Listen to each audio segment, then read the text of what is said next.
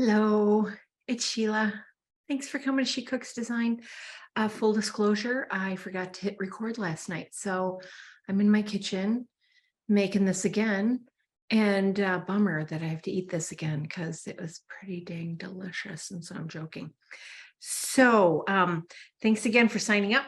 Sorry you missed the class, but we're going to just hop through this. And if you have any questions, give me a ring. So we're making the yummiest pasta with prosciutto and pistachios. And I first got this recipe when I was in school in Ireland. And it was one of the first things we made the first day. And it was so delicious. And they call prosciutto Parma ham, but it's the same thing. So when I refer to ham in the recipe, that's really the prosciutto. But it's not super heavy. It's very quick, but you can make it really elegant too. And then we're going to make this wonderful poached pear salad with pecans and goat cheese. You could use gorgonzola cheese too if you wanted. So we're going to start with the pear salad because it kind of takes the longest to cook. So before we start, I want you to take your goat cheese, which is for the salad, and your prosciutto and pop them in the freezer because these, when they get warm, are really hard to cut or to slice. So we're just going to want to make that as simple as possible. So like 15 minutes in the freezer, and that'll be enough time to get the rest of the salad started. So I'm going to do that too. And I'm going to switch over cameras. So you probably won't see my mug anymore, but you'll see my board and you'll see the stove behind me when I switch cameras. So just so you can see what's going on. So you should be able to see everything here.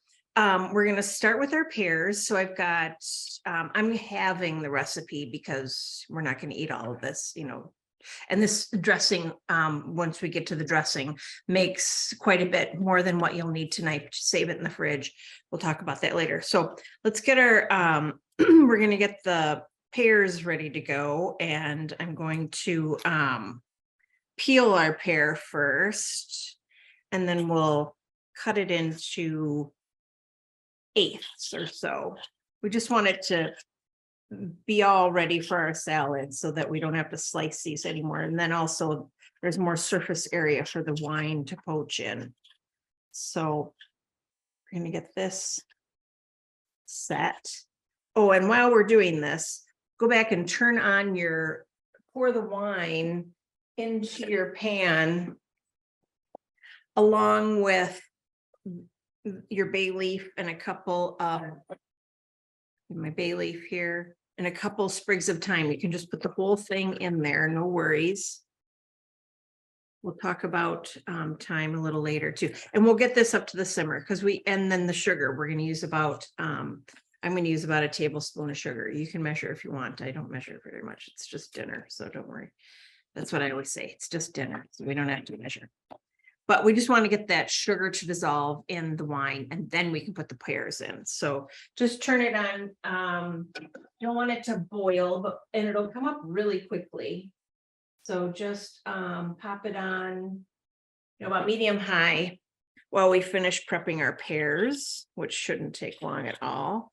We're going to get all the salad prepped, but we won't really compose it or put it together until you're ready to serve it. So because you don't want that dressing to get the greens all yuck. So I think the easiest way to peel a pear or to cut a pear is to cut down the center and decor it, but hold your knife like this. This is going to be how I always tell my students to hold their knife. Pinch it at the base on the blade, wrap your hand around the knife like this. You don't have to give it the grip of death, just give it a good grip. And this is how you should hold your knife when you are slicing and chopping. The closer your hand is to the blade, the more control you have over your knife. So if you do this with your knife, really try and get out of that habit because you really don't have as much control as if you just wrap your finger around. Okay, I'm going to say that every single class. So you'll get used to it if you come back again, which I hope you do.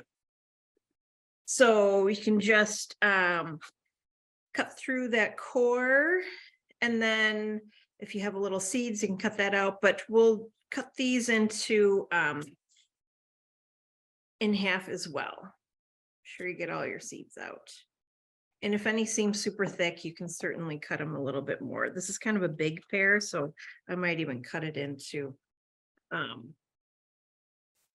little bit more. And since I don't have anyone here asking questions, I'll try and make conversation, but there might be some quiet time. So I can hear that my wine is simmering away back there already. This one's a little thick, so I'm going to cut this one again. These are so tasty, but just let it go. Let the wine go for a minute. Make sure that your water is dissolved or your sugar is dissolved. Just give it a little stir. I'll show you what mine's looking like so you can see how it's simmering. So it's got a good simmer going, and I'm just going to pop my pears in, and we don't want even this much of a simmer, so I'm going to turn it down once these get in. Just want it on a nice little bubble, and this will take about 15 minutes. And you just want to make sure they're all on one layer. You don't want any sticking up, but it's okay. They don't need to be completely submerged. This is poaching. This isn't boiling, or it's more almost like a braise. So last night these took a little bit longer because they weren't super ripe. So they might take a little bit longer too. So I'm gonna make sure that comes back to the simmer. You can put a lid on it too, but as these cook, the wine kind of evaporates a little bit, and most of the alcohol will cook off, not all of it, but it reduces and becomes a really nice thick syrup. So it's just super tasty. Hang on here one sec, and I'm going to clean up my board here, my scraps. And then we can, so those are our pears. I'm going to put my watch on for about 15 minutes. 15, you can do that. Mine took about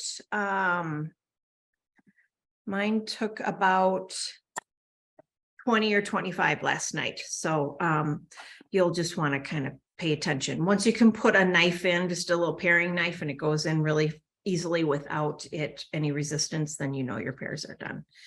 So those are our pears. You can even put a little pinch of salt in there. I like to do that. I think bring out a little bit of sweetness.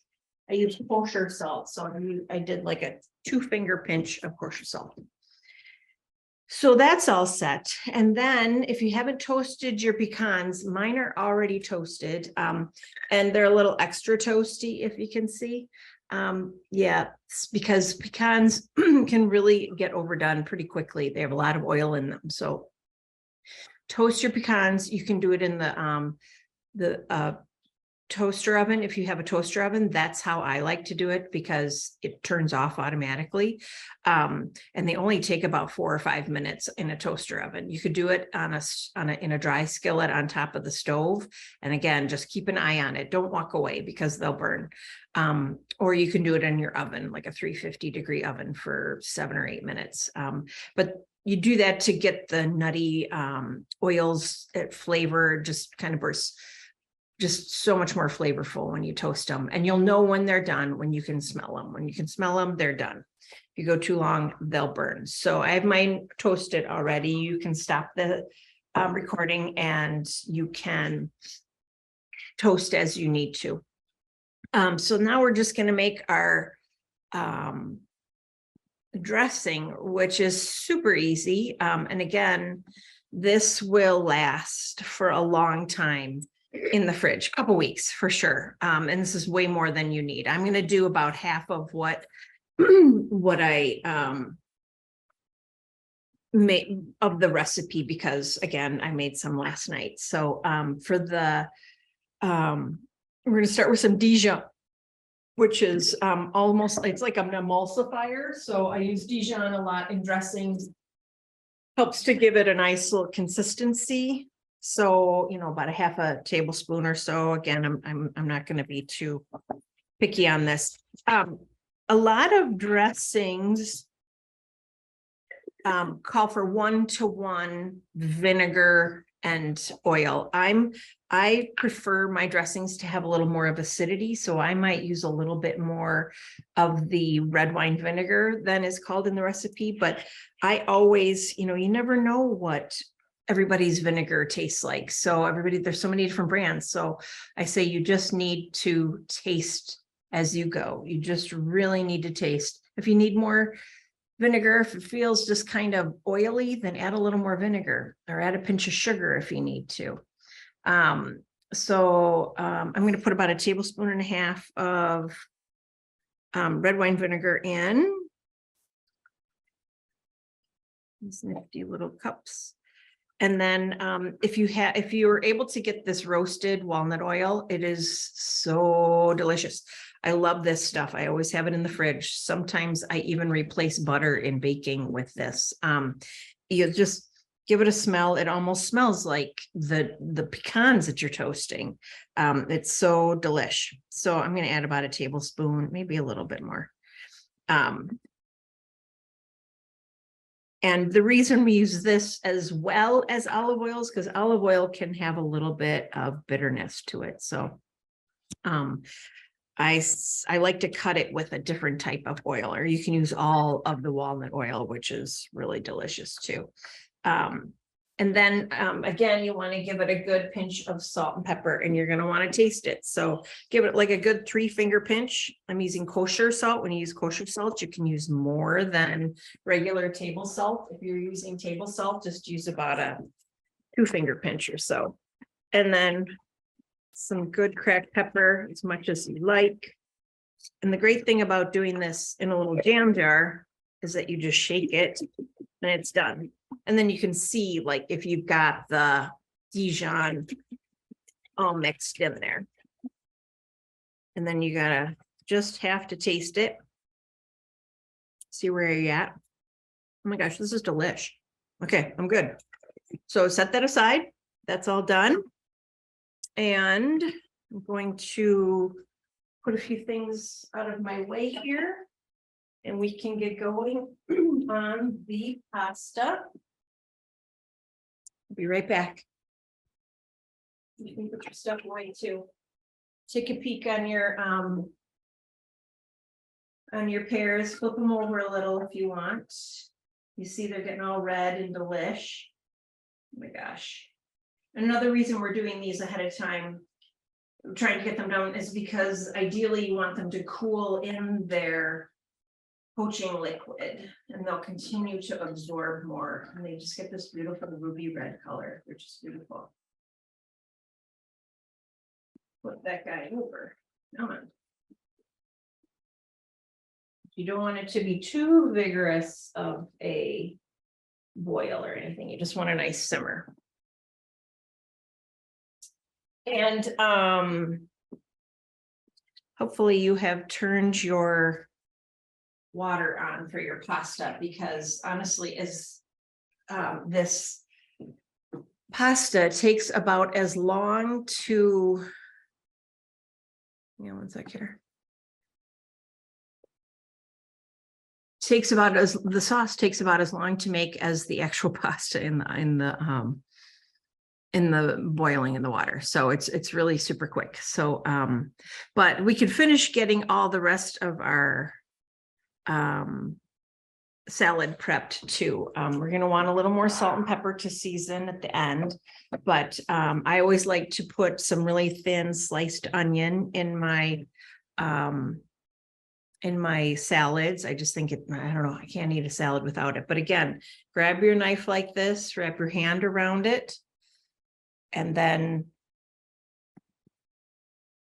you want to be sure that whatever so this was obviously a round onion. And whenever I'm working with an onion or a squash or a shallot, you just want to cut it in half so it's got a flat surface.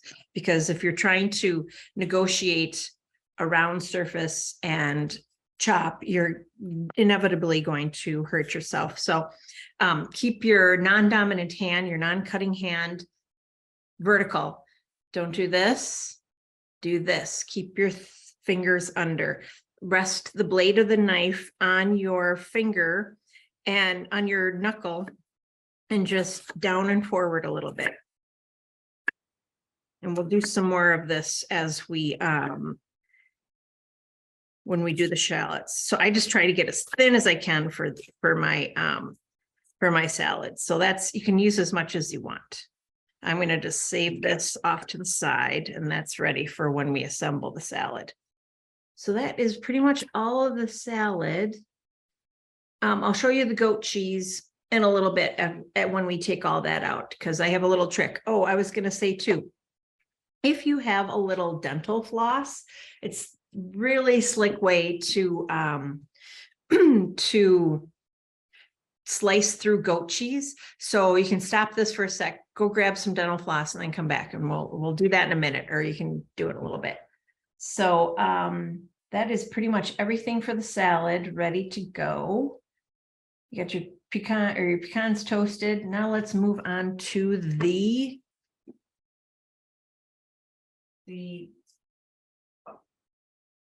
star of the day, our pasta. So the recipe calls for long red pasta, long red chili, which I love, and they're kind of hard to find. They're not always in the store. So I got a Serrano.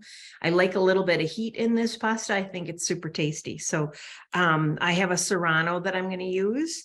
And I'm also going to use a little red pepper because I love the red that red chili offers. And so I'm just going to cut up a little bit of this, mince it, and we'll just go through a little bit of knife skills. We're going to add some shallot. This is a ginormous shallot, which I try to always buy the biggest shallot I can because they're much easier to peel and work with, and you have less waste. But I'll probably use half of this for sure, because this is really big. This is almost like a small red onion. And then some garlic. Calls for 1 clove. You can use 2 if you want.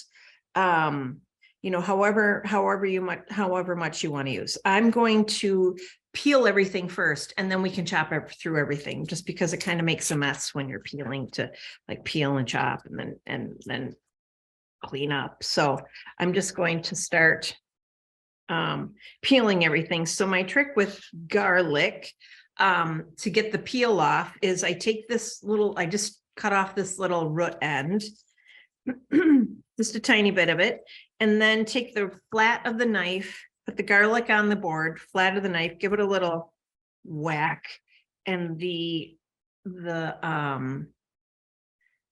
skin comes right off. Okay, so there's a little, you can just trim off any kind of grossness there.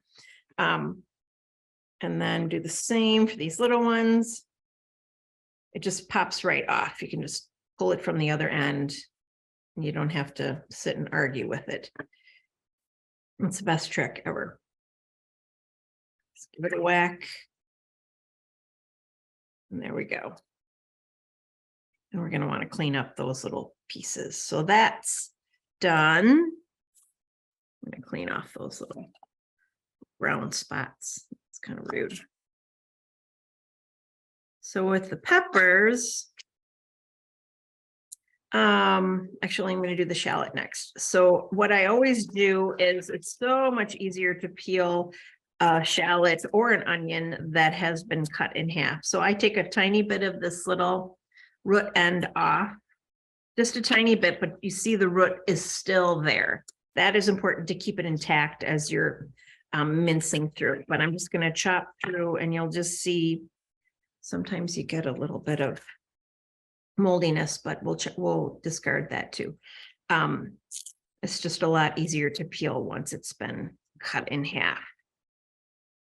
And so we're back to our shallot. I'm going to take off any of that kind of not so great part, and it'll be just fine. No reason to throw it away. And so that's all ready to be chopped up too. And then for a pepper, I like to I'm just going to use a tiny bit, because again, it's just kind of for color, but it just just cut around this whole core until it's gone. It's kind of a good trick. So that's set, ready to go.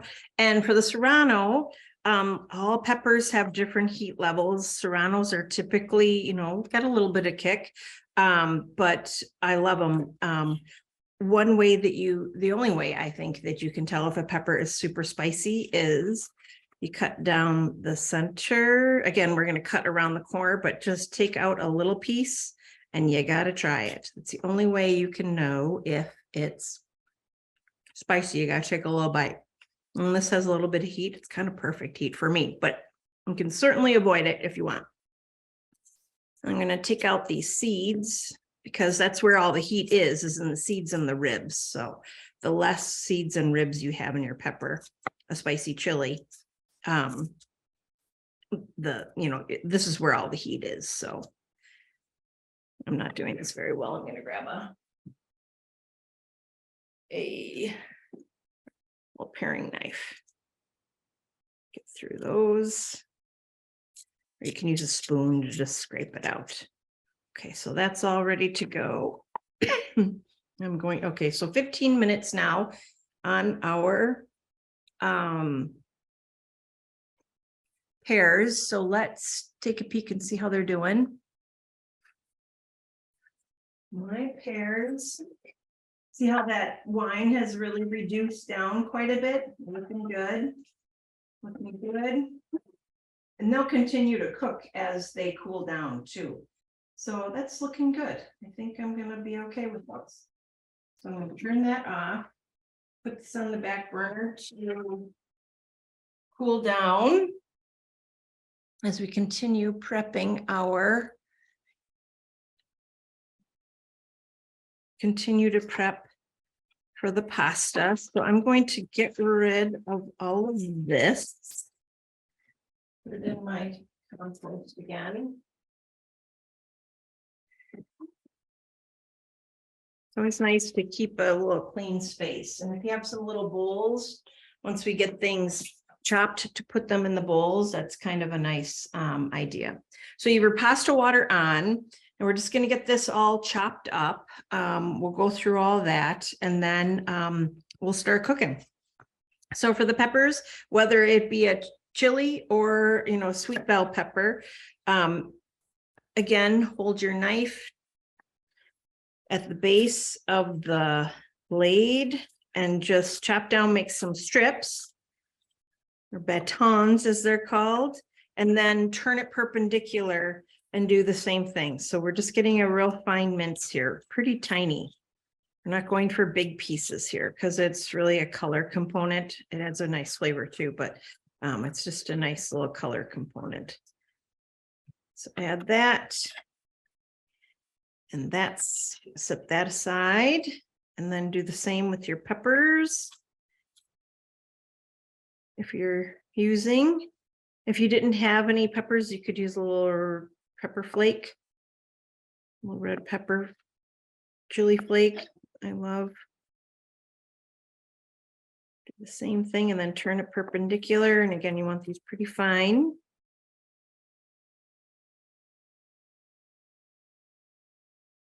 Take your time, keep the tip of the blade on the board and just run down and forward. And that'll be good. Then for our shallots, put the flat side down, and we're going to kind of want to follow those. The root end is far away from you, and we're not going to cut through the root because we want to mince this, and the root is going to keep all of this together until we chopped through it. You'll see. So sort of angle your knife a tiny little bit. Again, keep your other hand vertical, and just make small little incisions, but see how I'm not going through the root. So it's all staying together. The root is keeping it together. Then turn it perpendicular, just like we did before, and go through same way. And now it's staying together for the most part until we get to that end. Now, when you get close and you're a little nervous, oh my gosh, I don't want to hold on to that anymore. Just flip it down to that flat side again. And then just continue to cut through it. And if you need to get rid of little pieces, You can do that. And just go slow. The more you practice this, the better you'll get. So there's our shallots and our peppers ready to go. And then we're going to basically do the same thing with our garlic. Just make slices, get them. We're just essentially breaking this down and then turn a perpendicular and slice through.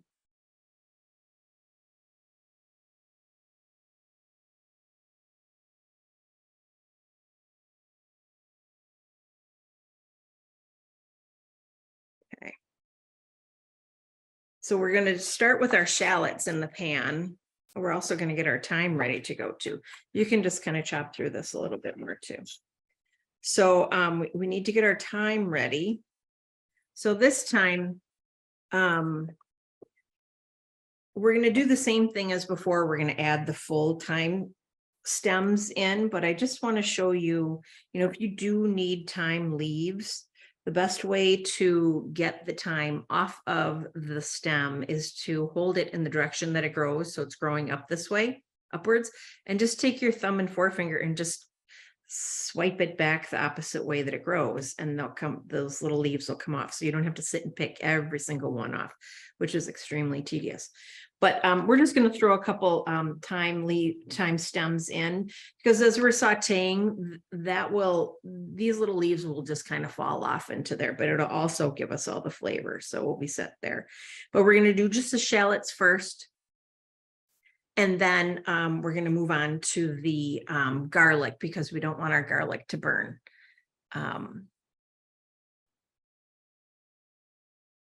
So we're going to just start with our shallots first, and you can put these in a bowl. I'm going to just use my little bench scraper to scoop and pop in. So let's get our pan on the heat. So we're going to heat up our pan first. So come on over and get your pan on the stove top. We're going to be over here for a little bit. And now this is what's called a carbon steel pan. It's not coated. It's just steel. So it's almost like a cast iron, only a tiny bit thinner, as you can see. But if you are using a non-stick pan, never heat up a non-stick pan without something in it, like our olive oil. So whether either or, but you want to get your olive oil in there sooner rather than later, because there's just chemical compounds in those non-stick pans that really make for just hazardous when they heat up without anything in there. So so let's get it hot. We want to hear a little sizzle when we put those shallots in, but we also don't want to burn anything. So about a medium high, and put a fair amount of olive oil in, a good couple tablespoons. And then while all that is, while we get all this cooking away, we're also going to chop up some pistachios and get those ready to go. So while that's heating up, grab my pistachios. And actually, so this goes so quick. Almost put our pasta in. Now with our pasta, I'm using linguine, which the package says 7 to 9 minutes. And we're going to go a good 2 minutes less, because we're going to finish cooking the pasta in the pan, in the sauce. So I've got my pasta water going over here, and so we'll wait a second, but we want to heavily salt pasta water always, and never add olive oil or oil of any kind to your pasta boiling water. Never, ever. Your sauce won't stick. You never do that. So a good, almost a tablespoon or so. There's a lot of water in there, so it's not all going to go in your pasta, don't worry, but it flavors the pasta. And then we're also going to use this water to help with the sauce. We're going to use that thickened water that's after it's been cooking the pasta. And it's got to have a little starch in it, so it helps with the sauce. So want to make sure you're gonna hear a little sizzle. I always say you want to listen to your food when you can. And another tip is every time you add something to a saute pan, take a tiny bit of salt and give it a little seasoning. It's a seasoning. It's also bringing out the oil, the water, moisture in the onions or shallots or peppers or whatever that help it break down a little bit. We're going to saute these until they get nice and soft. You know, it's only a couple minutes. These are minced pretty small. So we should be good there. Really, this comes together so quick. Now you can pop in your pasta, and I'm going to set my timer for 5 minutes. And you want to use little tongs to kind of get this down into the pot. You don't have to use an enormous amount of water. Again, I'm only doing this for 2, so I could have even used a little smaller pan, but or less water even, but I'm going to use a tongs to pull it all out and put it into the pan when it's time. But I'm going to bring that back to the boil too. So you just want to watch these guys, make sure they aren't going to burn. When you start smelling them, that's a good sign. If they're cooking away. Super simple sauce. So once it's been a minute or 2, we can add in garlic and let it go for a minute. Oh, we're going to add the thyme sprigs too. Don't forget those. They can start moving around. Actually, some of these are kind of. And I like to have a little bit of water in a jug or in a, just in case it feels like whatever I'm sauteing, it's going to catch. You can add a tiny bit of water or stock or wine, just so that it kind of cools down the pan a little bit, especially with these tiny little pieces that we've got going in here. So the garlic takes about 30 seconds at the most. So now we can add in our peppers to get those softened up. And while this is all cooking, you don't want it too high now. If it looks like it's catching, turn it down a little bit. Stir up our pasta. I'm going to keep that moving. So we're going to take the pasta out before it's finished cooking. Remember that. That's a really good trick. I mean, this is what most Italians do. They finish off the pasta cooking in the sauce. So that's why you save the water from the pasta. We'll add it into here and all the flavors get together a lot better. So also we can start to chop up our pistachios. For the sauce part, I like to get them fairly well chopped up. You could do this ahead of time for sure. But for the garnish at the top, you know, I'd leave them a little bit more like this, but I'm going to kind of break these down a little bit so that they kind of meld right into the sauce and flavor the sauce a little bit more. And they still have a little bit of crunch. Get the garnish going. So I'm going to check out this. Getting it soft. And you'll see we have 1 minute and 40 seconds left before our pasta can go in. So I'm going to give these a couple more chops and then pop it in. And then add our half and half or cream, whichever you're using. And then that's pretty much the sauce. And you know, you always want to taste as you go. Taste as you go. Add a little salt. What does it need? Okay. Back into the salt. or to the pan.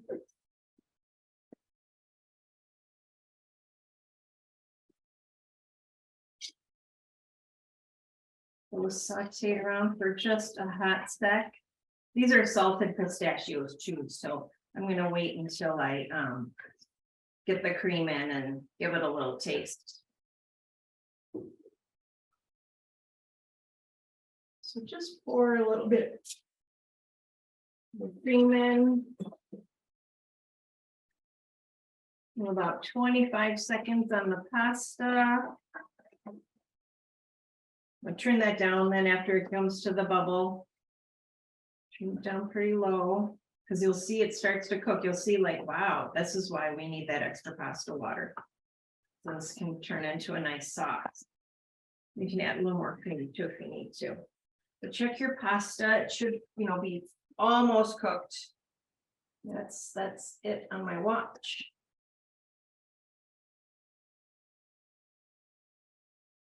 Give it a little bit of a second.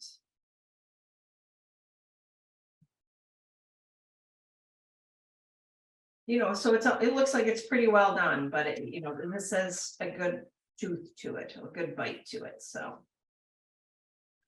But we will grab a measuring cup or a coffee mug or a ladle, and we'll grab some of this sauce and pop it in, or the water, and add it to the sauce. Just because we want to keep a nice sauce consistency. Or you could strain it. You could strain all the pasta and then you can strain the pasta and but save some of the sauce. Strain it into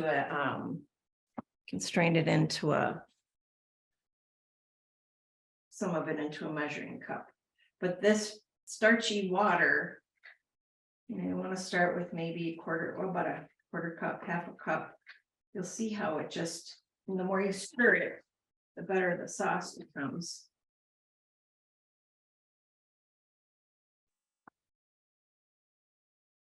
And that pasta will absorb all of the liquid beautifully.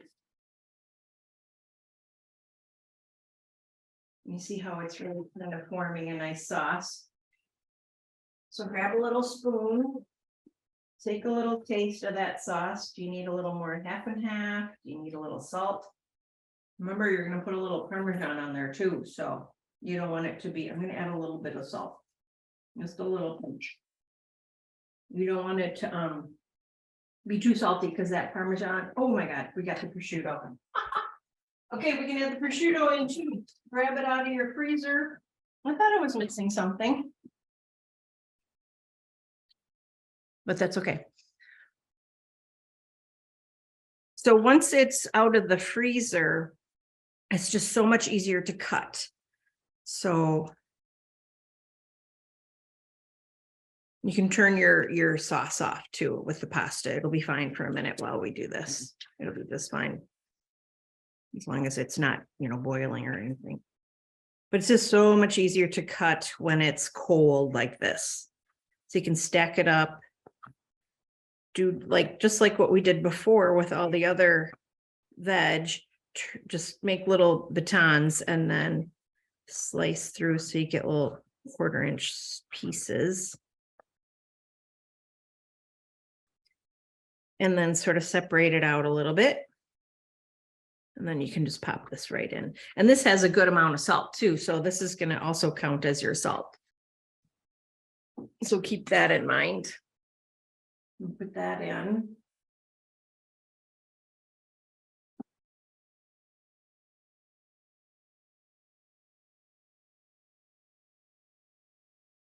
And if you need a little more pasta water, you can add a little bit more. Keep that sauce going. And if you let this sit for a little bit and it, gets a little too stiff, has absorbed, just add a tiny bit more pasta water and you're all set.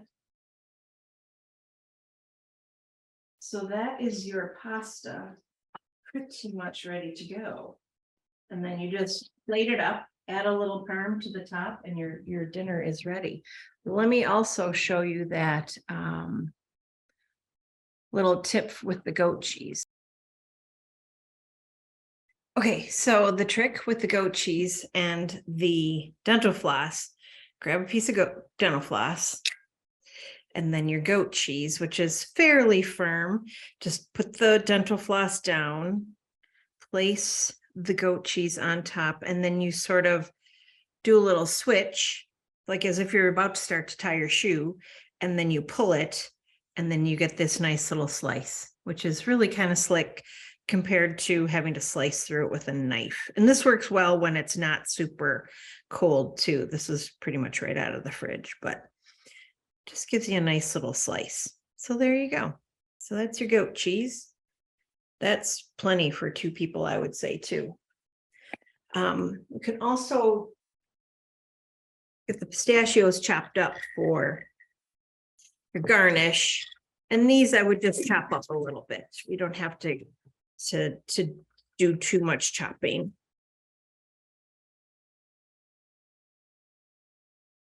And then you just top your pasta with this, just like that. That's plenty.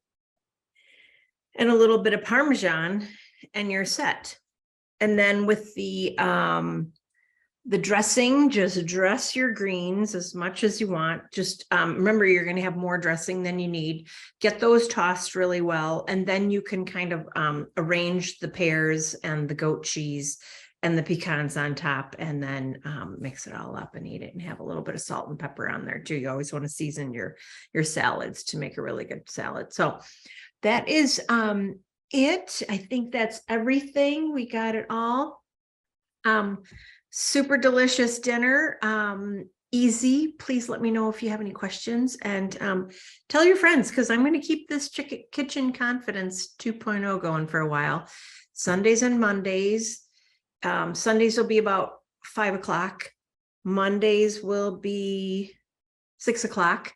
And this coming week, we've got my friend Ann's beef and Guinness stew and some mashed potatoes, and it's going to be super delish. But we're going to start early because you really need a stew to simmer for a while. And if you don't want to eat at midnight on Sunday, we'll start early. So hope to see you there. Thanks for watching. And any comments, feedback, whatever, I would love to hear how you like the meal, how you like the class. Any suggestions would be great. So thanks for coming. Talk to you soon. Bye. So to do the goat cheese trick that I was telling you about, now I have to change cameras here. Sorry. Grab a little bit of your